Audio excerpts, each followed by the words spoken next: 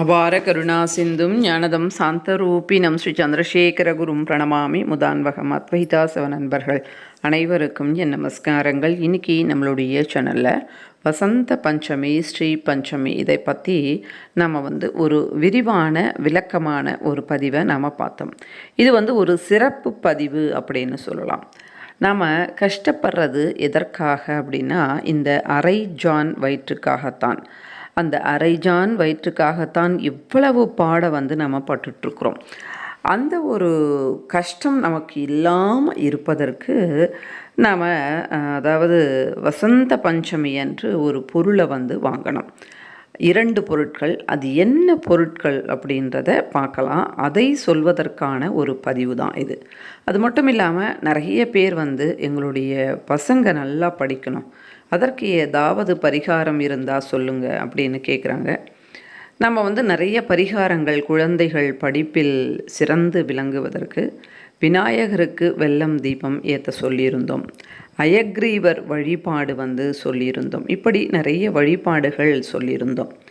எல்லாமே நம்ம ஸ்ரத்தையாக நம்பிக்கையாக செய்யும்போது நிச்சயமாக பலனை தரக்கூடியதாக இருக்கும். அந்த விதத்தில் இந்த ஒரு பதிவு உங்களுடைய பசங்க நல்லா படிப்பதற்கு ஒரு அற்புதமான ஒரு பதிவாக இது இருக்கும். என்ன பண்ணலாம் அப்படின்றத பார்க்கலாம். இந்த வசந்த பஞ்சமி சந்தர்ப்பத்தை முன்கொண்டு நம்ம ஒரு பூஜையும் பார்க்க போகிறோம்.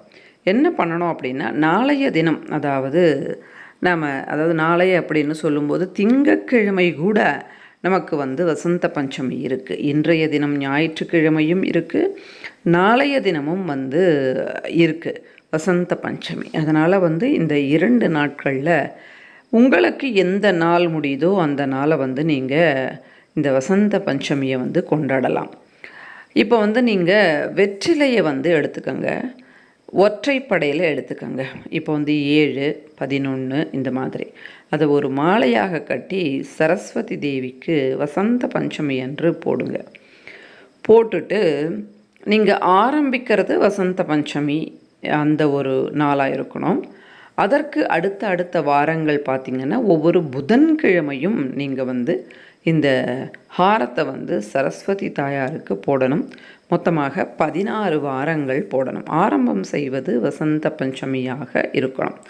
இப்படி செய்யும்போது நிச்சயமாக குழந்தைகள் படிப்பில் சிறந்து விளங்குவார்கள். மறுநாள் அந்த மாலையை கால்படாத இடத்துல போட்டுடணும். இந்த ஒரு வழிபாட்டை நீங்கள் தொடர்ந்து செய்துட்டே வரணும்.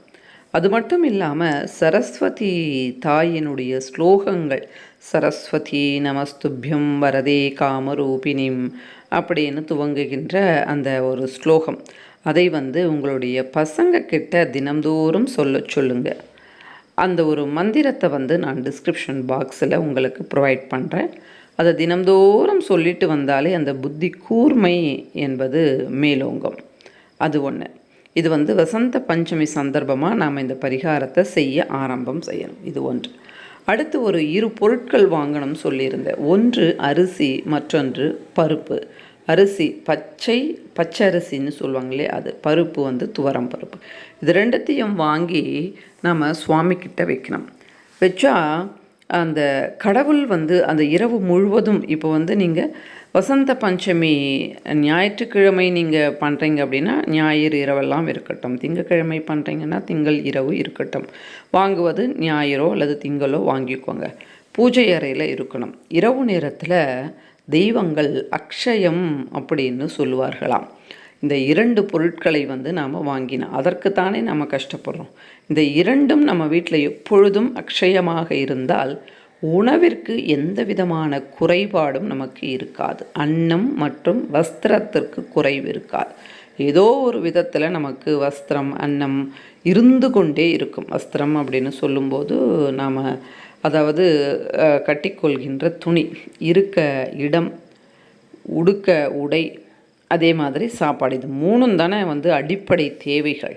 அதில் இந்த பரிகாரம் செய்யும்போது, இந்த பொருட்களை வாங்கும்போது அன்னத்திற்கும் வஸ்திரத்திற்கும் எந்த குறைபாடும் இருக்காது. அதனால் இந்த 2 பொருளை நாளைய தினம் நிச்சயமாக வாங்குங்க. நிறைய பேருக்கு சொல்லுங்கள், அவர்களையும் நீங்கள் வாங்க சொல்லுங்கள்.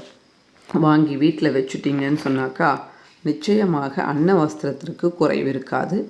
அடுத்து குழந்தைகள் குழந்தைகள்கிட்ட இந்த மாதிரி நீங்கள் இந்த வெற்றிலை மாலையை கட்டி அவர்களிடத்தில் கொடுத்து அவர்களை போடச் சொல்லுங்கள்.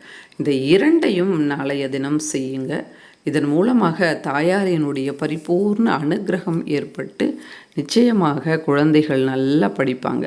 இப்போ போட்டித் தேர்வு எழுதுகிறாங்க அப்படின்னு அவர்களும் செய்யலாம்.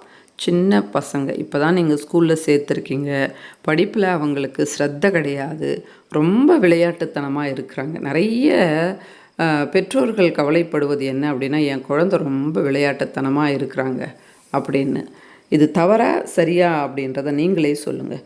நாம் விளையாட்டுத்தனமாக இருப்போமா? இருக்க மாட்டோம். ஏன்னா நாம் பெரியவங்க. குழந்தைகள் அப்படின்னாலே அவங்க அப்படி இருந்தால் தான் குழந்தைகள், அப்படி இல்லைன்னா அவங்களுக்கு ஏதோ ஒரு கோளாறு இருக்குது அப்படின்றத நாமளே நிர்ணயம் பண்ணிக்கலாம்.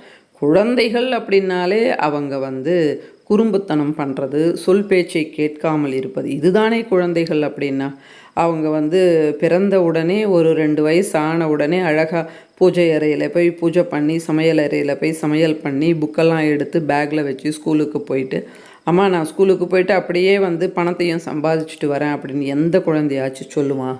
நீங்களே யோசிச்சு பாருங்கள். குறும்புத்தனம் பண்ணணும், சேஷ்டை பண்ணணும், சொல் பேச்சு கேட்கக்கூடாது. அதுதானே குழந்தைகள் அப்படின்னா. அதெல்லாம் நாம் தான் பொறுத்துட்டு அவங்கக்கிட்ட சொல்லணும். அடித்து உதைச்செல்லாம் நம்ம சொன்னால் குழந்தைகள் கேட்காது. அதுவும் இந்த கால குழந்தைகள் அசல் கேட்கவே கேட்காது. அதனால் அது போகிற போக்கிலேயே விட்டு நிதானமாக சொல்லணும்.